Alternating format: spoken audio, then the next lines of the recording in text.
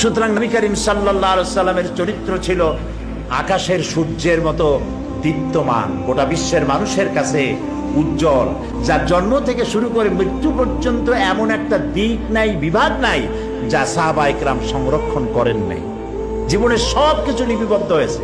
আপনি কোন নেতা পাবেন এমন বলেন, একজন নেতার নাম বলেন যার লেখাপড়া জন্ম, লেখাপড়া মৃত্যু, আর জীবনের রাজনৈতিক একটা বক্তৃতা, এছাড়া আপনি কি জানেন? আর বইতেই বা কি লেখা আছে?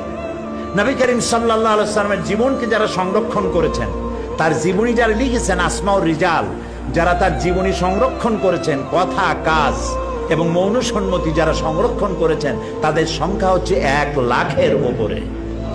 পৃথিবীর কোনো মানুষের জীবনকে এইভাবে হাই পাওয়ারের মাইক্রোস্কোপ যন্ত্র দিয়ে কোনো মানুষকে এভাবে দেখা হয় নাই যা দেখা হয়েছে রাসূলকে।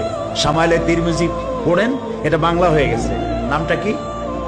শামাইলে তিরমিজি কিনে দেখেন, রাসূলের তুচ্ছ ঘটনাগুলিও সেখানে, তুচ্ছ কাজগুলিও, এগুলি তুচ্ছ বলছি যে গুরুত্বপূর্ণ নয়, এরকম কেমনে দাঁত খেলাল করতেন, কেমনে হাসতেন, কেমনে বসতেন, কেমনে কাপড় পরতেন, কেমনে ঘুমাতেন, কিভাবে তিনি কথা বলতেন, কিভাবে দাঁড়াতেন, কিভাবে কোনটা কিভাবে কি করতেন, প্রত্যেকটি জিনিস লিপিবদ্ধ হয়েছে, একটি জিনিসও বাদ পড়ে নাই, সব লিপিবদ্ধ হয়েছে। পৃথিবীতে এরকম, এই রকমের কোনো মানুষ, এরকম কোনো নেতা পৃথিবীতে আর আসে নাই। মুহাম্মদ রাসূলুল্লাহ সাল্লাল্লাহু আলাইহি ওয়াসাল্লাম গোটা পৃথিবীর সর্বশ্রেষ্ঠ মহামানব, তার জীবনকে সংরক্ষণ করা হয়েছে পৃথিবীর মানুষকে এই পথে পরিচালিত করার জন্য। তিনি ছিলেন গোটা বিশ্ববাসীর জন্য রহমত, তাই তিনি, তার আচরণে মানুষ মুগ্ধ হয়েছে।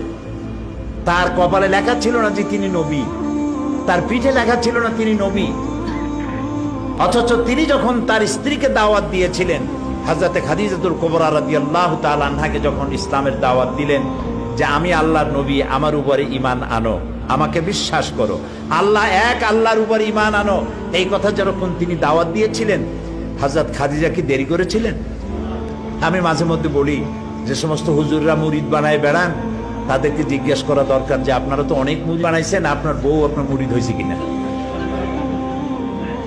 কারণ স্ত্রী তার স্বামী সম্পর্কে সবটা জানে, এত বড় সাক্ষী আর কেউ নেই। কিরামান কাতিবিন ছাড়া স্ত্রীর মতো এত বড় সাক্ষী আর কেউ নেই। স্বামীর পা থেকে শুরু করে মাথা পর্যন্ত সব জানে তার স্ত্রী। নবী করিম সাল্লাল্লাহু আলাইহি ওয়াসাল্লাম যখন দ্বীনের দাওয়াত দিলেন, হযরতে খাদিজাতুল কুবরা রাদিয়াল্লাহু তাআলা আনহা 1 সেকেন্ড দেরি করেন নাই, সঙ্গে সঙ্গে বলেছেন, আবুল কাসেম, হে কাসেমের পিতা, আপনার সঙ্গে আমার বৈবাহিক জীবন এই 15 বছর হলো, 25 বছরে বিয়ে হয়েছে আপনার বয়স তখন, আর তখন তার বয়স ছিল 40, নবুয়ত পেলেন 40 বছর, মাঝখানে গেল কত বছর? এই 15 বছর পর্যন্ত আপনার সাথে আমার বৈবাহিক সম্পর্ক, স্বামী স্ত্রীর ঘর কন্যা করে 15 বছর যাবত আপনার জীবনকে আমি দেখেছি। আপনি কোনো সাধারণ মানুষ নন, আপনি অবশ্যই আল্লাহর নবী, এতে কোনো সন্দেহ আমার নাই।